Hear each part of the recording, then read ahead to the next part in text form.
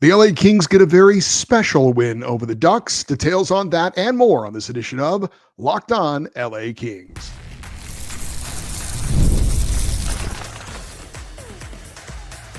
You are Locked On Kings, your daily podcast on the Los Angeles Kings, part of the Locked On Podcast Network, your team every day.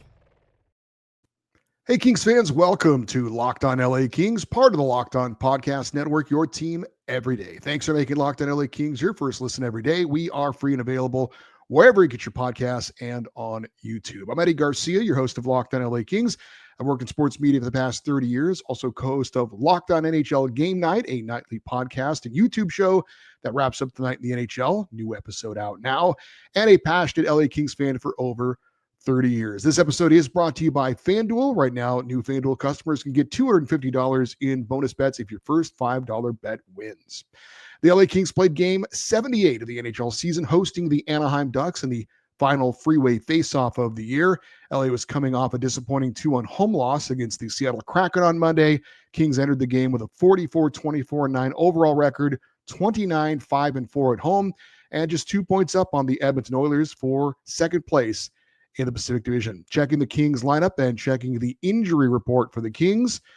Tanner Jeannot and Alex Turcotte both remain out due to injury. Turcotte has now missed 9 games, Jeannot 8 games.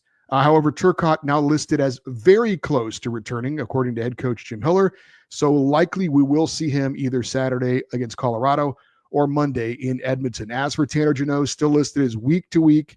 And with the playoffs for LA likely starting in about 10 days, it looks like it's not going to be. Well, I hope that Tanner Jeannot can be back by the start of the playoffs. But since he's not skating at all, and again, the Kings' first playoff game around 10 days away, I would say it's looking more and more like he will not be ready for the start of the playoffs. As for an update on Drew Doughty and Joel Edmondson, both out for the second consecutive game. Both still listed as day-to-day, Doughty with a lower body injury, Edmondson with an upper body injury. I expect to see both back by Monday for that big game in Edmonton. That's not based on anything I've seen or heard. That's just my feeling on kind of the way they're talked about, and that game being a very big game. As for the Kings lineup, we would have no changes, although we would welcome back Adrian Kempe. Now, he didn't miss the last game, but he left before the third period started for personal reasons. We speculated that it was likely because his new wife was expecting their first child, and that is in fact the case. So congratulations to Adrian, his wife Cyan, and their new baby girl, Stellan Jane, or as I like to call her, Baby Juice. So again, Andrei Kopitar centering Adrian Kempe and Andrei Kuzmenko. We'd have Phil Bitono centering Warren Fogle and Trevor Moore, Quentin Byfield centering Kevin Fiala and Alex Laferriere, and Samuel Hellenius centering Jeff Malott and Trevor Lewis. Akil Thomas, the healthy scratch, of course. Mikey Anderson and Brant Clark would be one pairing defensively. You would have Vladislav Gavrikov with Jordan Spence and Jacob Moverare with Kyle Burrows. Darcy Kemper would get the start. David Riddick would be the backup, and I was a little bit surprised by this, and we'll touch on this more coming up a little bit later. As for the big question for me in this game, looking for 2 points, looking for 3 solid periods as always, but how would LA bounce back from a disappointing loss to a non-playoff team on Tuesday as they took on another non-playoff team on Thursday? The Kings have been known to play down to the level of their competition. As for the scoring summary in this one, opening minute, Quentin Byfield scores a power play goal to give LA an early 1-0 lead. And both teams would have several power play opportunities in that opening period, but that would be the only goal. Second period, the Ducks would tie it up early, but the Kings responded right away on an Andrei Kopitar goal to reclaim the lead at 2-1. Kings would then add a power play goal from Kevin Fiala and a goal from Alex Laferriere, and they led 4-1 after 2 periods. In the third, Kevin Fiala gets his second of the game, his second power play goal of the game, and Jordan Spence would cap off the scoring with a goal. Final score, Kings 6, Ducks 1. LA improving to 45-24-9 overall, 30-5-4 at home, extending their own franchise record for home wins in a season again, now 30 and counting. As for the game stats in this one, the Kings win at 6-1. Shots on goal favored LA 29-25. The special teams very much favor the LA Kings. Kings go 3 for 6 on the power play. Anaheim was 0 for 4. Faceoffs favored the Kings 34 to 25. Hits favored Anaheim 31 to 16. I did not see 31 hits being dished out there, but okay. And block shots favored the Ducks 16 to 11. So, what was not so good for the LA Kings from a team standpoint in this lopsided win? Well, not a lot of shots on goal to start this game. Matter of fact, only 4 in the opening period. Now the Kings, I wouldn't say they were fortunate to be up 1-0, but only getting one shot or one goal on 4 shots. That's probably not going to happen too often. Going forward, when we're talking about the playoffs, you're going to need to get more than 4 shots on goal every period that you're playing in. So just that wasn't great. And too many penalties overall for the Kings. They had 5 penalties called on them. 4 of them led to power play opportunities for the Ducks, and 3 of them were in the first period. So the first period, the Kings led 1-0, but it wasn't a great first period. What was good for the LA Kings from a team standpoint? Well, the power play. And how often do we get to say that? Not often. And the special teams as a whole. As I mentioned, 3 power play goals for the Kings, no power play goals for the Ducks in 4 opportunities. And that, by the way, that's a penalty kill that did not have Drew Doughty or Joel Edmondson on it. Only second time this season the Kings have scored 3 power play goals in a game, and the last time was October the 14th. Coach's quote from Kings head coach Jim Hiller on the dominating special teams in this one. He said about that, quote, "It hasn't been too often where we've been on the right side of both of them on the same night. We've had different nights where I guess primarily the penalty kill has been pretty good. Power play hasn't been that great this year, but we got them both going. That was the difference in the game." End quote. As far as the stat of the night for the LA Kings, this is what I saw. I thought I'd pass this along. The LA Kings, when scoring 3 or more goals on the season, have a record of 38, 0, and 2. As far as the big takeaway from this game, obviously when you're a team like the Kings, all points are important at this point to try and get home ice advantage and get hopefully the advantage this time over the Edmonton Oilers. So that's the big picture. The special teams obviously are huge for the Kings. Do I take a ton away from it in this game considering the opponent? Yes and no. The Kings have been so bad on the power play that I think anytime they score multiple power play goals, that has to be a good thing, regardless of the opponent. The penalty kill, again, being so strong without 2 of their most important penalty killers in Doughty and Edmondson certainly is a positive, but special teams are going to be the focus for the Kings. One of the big focuses for the Kings going into the postseason. So seeing them do this well on special teams, hopefully they can get more of that going forward on into the playoffs. Up next, we get into some of the individual performances in the win over the Ducks. That is next here on Locked On LA Kings, your team every day. The NBA playoffs are almost here, and FanDuel is giving new customers an incredible way to get in on the action. Right now, when you join FanDuel and you place your first bet of $5, you'll get $250 in bonus bets if your bet wins. FanDuel makes it so easy, whether you're picking your favorite team or diving into player props from 3-pointers to steals to assists. FanDuel has so many ways to bet on your favorite player props. Plus, after the game tips off, you can even combine live prop bets into a same game parlay for a chance to win big. Don't miss out. Head to FanDuel.com and claim your $250 in bonus bets today. Let us talk about some of the individual performances in the win over Anaheim. And of course, as always, almost always, we start with the goaltender, and that would be Darcy Kemper as he turned aside 24 of 25 shots in this win. The only goal he allowed was in the first period, a one-timer with Kempe having to move from his right to his left. I didn't think it was a soft goal on his part, so I wasn't not too concerned about the one goal that he allowed. And then after that, nothing. Although he didn't really get tested a lot. I would say he had maybe 5 or 6 really good saves. I don't recall any grade A, like robbed somebody of a goal type of save, but he is very solid and he's probably spoiling us a little bit as well. No breakaways for him to have to stop. So the defense did play very well in front of him as well.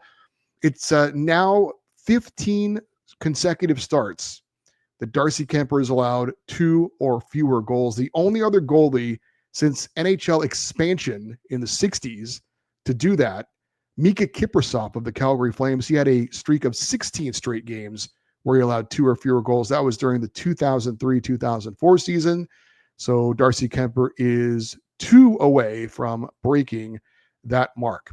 Also for Darcy Kemper, 2 or fewer goals in 33 of his 48 starts this year. Overall record of 30-11-7 on the season, and now 19-3-2 at home. And all's well that ends well, but if I was head coach Jim Hiller, I would have actually started David Riddick in this game, given that Darcy has, I would rather have him rest up for this game and then have a little bit of extra juice for the next 2 games, which are big games against Colorado on Saturday and against Edmonton on Monday. But I would also, and I'm not privy to this kind of information, I would also consult my goaltender as well. I would go to Darcy Kemper and I would say, you know your body better than I do. What do you want? And then I would take that into consideration. Ultimately, I would make the decision I thought was best, but I definitely would get his input on it as well. But like I said, I would have started David Riddick in this game to give Darcy a rest up a little bit before the next 2 games, but we'll see how it works out. Obviously, it did work out well for the Kings in this one as far as how he performed. Let's get to all the goals. We start with Quinton Byfield. He scored the Kings' first goal on the power play, parked right in front of the crease, gets a nice pass from Andrei Kuzmenko as LA was using 5 forwards on the power play with Drew Doughty out. Quinton Byfield was the extra forward that was in, and he makes that move pay off with his career-high 21st goal of the season. He also had an assist. He now has 50 points on the year. That is 5 away from his season high, or his career high, I should say, that was set last season. Andrei Kopitar scored the Kings' second goal. He deflected in a Mikey Anderson point shot that actually bounced off the ice and trickled in. Good job by Adrian Kempe providing a screen as he was skating through the crease just as the shot was coming in, and the goaltender reacted very late to it. For the captain, that's his 20th goal of the season, 14th time in Andrei Kopitar's career he has scored 20 or more goals in a season. He also added an assist to give him a team-leading 44 assists on the year, and overall he's second on the team with 64 points. Now, I'm going to be very curious to see what Jim Hiller does when Drew Doughty returns. I assume he'll put him right back on the number 1 power play unit as the quarterback on the point. But having Quinton Byfield in there and having the 5 forwards certainly seemed like a very nice option, at least in this game. At this point of the season, when it comes to the power play, I'm going to stick with whatever works until it doesn't work. So if it were me, I would continue with the 5 forwards. I would have Quinton Byfield out there and not Drew Doughty. I don't think Jim Hiller will do that, frankly. But like I said, because of how the power play has been all year, anything that makes it look good, you score 3 power play goals. I know it's against the Ducks, but I would still try it again against Colorado. And if it doesn't work at all against Colorado, you can always go back then. But why not give it another look and see if maybe you've stumbled onto something here? We'll see. Kevin Fiala scored the Kings' third and 5th goals in this game. Goals 31 and 32 on the season for Kevin. Also his team leading 11th and 12th power play goals of the season. Both goals on the power play came on one-timers where he fired the shot off the pass all in one motion, just in case you don't know what a one-timer is. Adrian Kempe set him up on the first one. They were both playing on the points on the power play. Fiala now 54 points on the season as he continues to have a much better second half of the season. Alex Laferriere scored the Kings' 4th goal, played the puck out of the air with his stick, a great second effort backhand shot to the net while on his knees, showing great stick-to-itiveness, which I maintain is a word. The Ducks, though, did challenge the play that Laferriere played the puck with a high stick, and replay showed to me that he did play the puck with a high stick, but I guess not to the people that mattered because the referees said we had a good goal. They did not take the goal away. Now, I will say when I saw, there was a Kings goal that was allowed to stand not long ago against the Kings. That was when Austin Matthews of the Toronto Maple Leafs looked like he played the puck with a high stick. They allowed that to stand. So nice to see some consistency there. And I will say, to me, when it comes to replay, I've always said it should be used to overturn clearly blown calls. If you can't tell immediately that the call is wrong or right, then whatever was called on the ice should stand. And it was called on the ice. In this case, it was called a good goal. So if it's not something you immediately know is the wrong call, I've always been of the position that it should stand. That's not always the case, though. That's not always what the NHL does or sports in general when it comes to instant replay. So I personally still think he played it with a high stick. I think the Kings got a break. I think Alex Laferriere thought he played it with a high stick because his reaction when they announced it was a good goal was to kind of laugh, and certainly there was relief and even surprise, I thought, on his face. But either way, look, Alex Laferriere deserves some good fortune. He has had some goals taken away this year from him for goalie interference and for offside. So good for him to get a call for Laferriere, his 17th goal of the season, 38 points now on the season for Alex Laferriere. Jordan Spence had the Kings' 6th and final goal, just a blast from the point, found the back of the net. That's 4 goals in the season for Spence and 26 points. Andrei Kuzmenko continues to be a factor for the LA Kings. He had 3 assists in that game. Since joining the Kings 18 games ago, he's got 14 points on the season. That's since the trade deadline. In his last 11 games, he has 14 points because he started the year with, remember, he had a little bit of a streak with no points. Overall on the season for Andrei Kuzmenko, 11 goals and 34 points. Good to have Adrian Kempe back. 3 assists for Juice in his return after the birth of his daughter. He now has 34 assists on the season for a team leading 67 points. He also has 22 multi-point games on the season, which leads the team. On the second Fiala goal, Kempe did make contact with Ducks goalie Lucas Dostal. The goalie, though, was outside of the crease, and that seems to be the big indication as to if there will be a goalie interference call or not. The Ducks didn't even challenge it for goalie interference. So if the goalie is outside the crease, then he's kind of responsible for where he is on the ice. It doesn't mean you can just go run him over because he's outside the crease. But if you're going through the crease or you're in front of the crease trying to create a screen and the goalie comes outside the crease, it does appear that they will allow some incidental contact, although I've seen it called both ways. So I don't think the Kings necessarily got a call in this one, but like I said, I have seen that call go another way. Checking the team leaders for the Kings and their win over Anaheim, Kevin Fiala led the team with 2 goals. Adrian Kempe and Andrei Kuzmenko, I tried to combine them there for a minute, each had 3 assists. 6 different Kings had multi-point games. Vladislav Gavrikov led the team with 4 shots on goal. Samuel Helenius led the Kings with 6 hits. Good job, Sammy.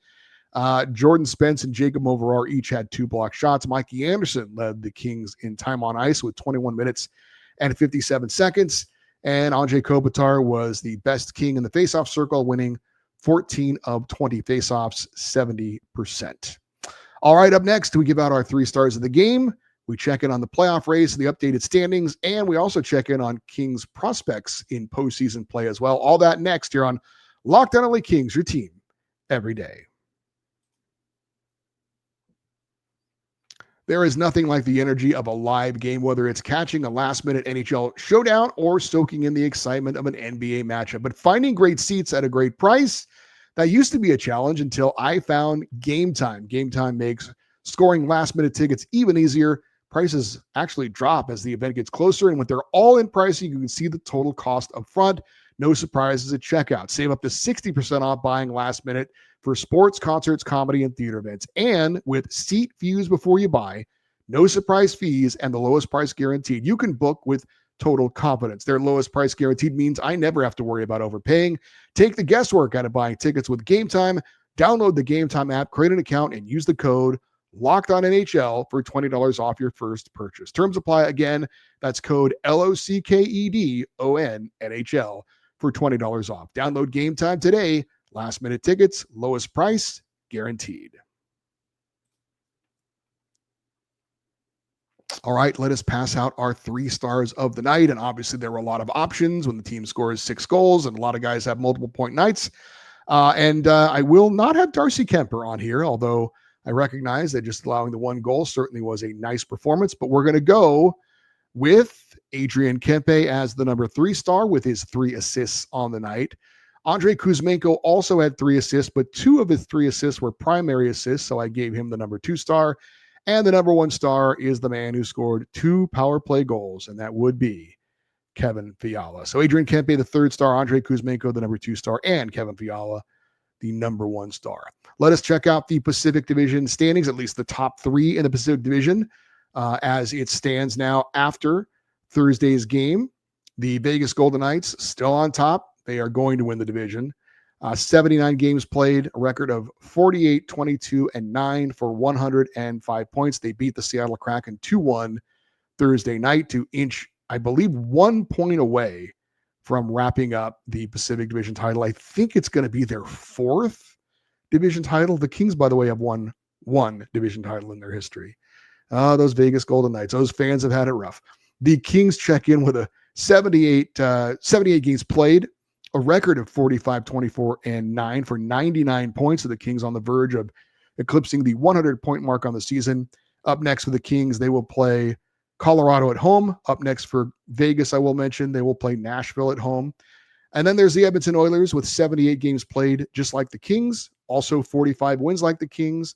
They have 4 more regulation losses, 28 losses for the Oilers. They have 4 fewer wins by way of overtime or shootout, and they have 95 points. So the Kings 4 points up on the Edmonton Oilers for home ice advantage in the first round of the playoffs, and the Kings hold the tiebreaker. So Edmonton can't just finish even with the Kings. They have to finish ahead of the Kings. The tiebreaker is regulation wins. The Kings have 40. The Oilers have 33. I mentioned it the other day. Connor McDavid, though, back in the lineup for Edmonton, and he helped them beat the Blues the other night 4-3. Still no Leon Draisaitl. Up next for the Oilers is a game against the San Jose Sharks on Friday. And, of course, the big game coming up, not the next game, but the game after that for the LA Kings in Edmonton on Monday night. Did want to check in on some postseason hockey going on for some of the Kings prospects in the junior leagues and in college hockey. And we have the second round of the Ontario Hockey League playoffs underway. Kings' number 1 draft pick in this year's draft, power forward Liam Greentree and his Windsor Spitfires won the opening game of round number 2 on Thursday night against the Kitchener Rangers.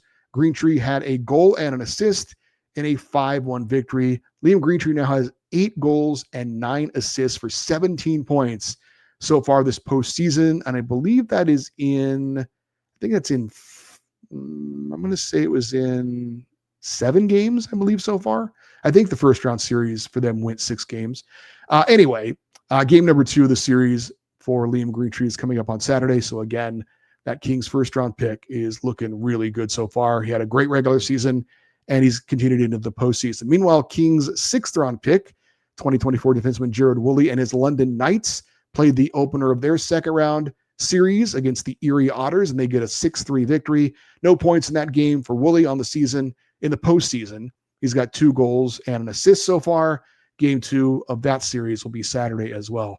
Also, the Frozen Four got underway Thursday night with 4 LA Kings draft picks in action, and Kings goaltending prospect Hamston Slukinski made 20 saves in Western Michigan's double overtime win over Denver to advance to the NCAA championship game. The Broncos win it 3-2.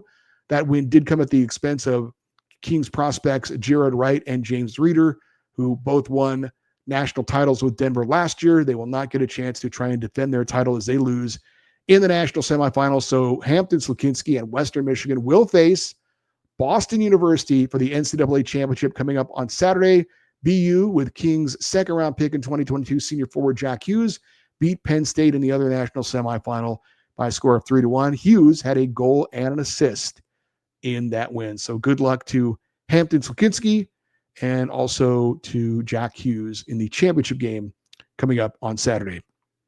I did want to mention as we wrap it up, 5 games left for the Ontario Reign as they will look to begin the AHL playoffs after that.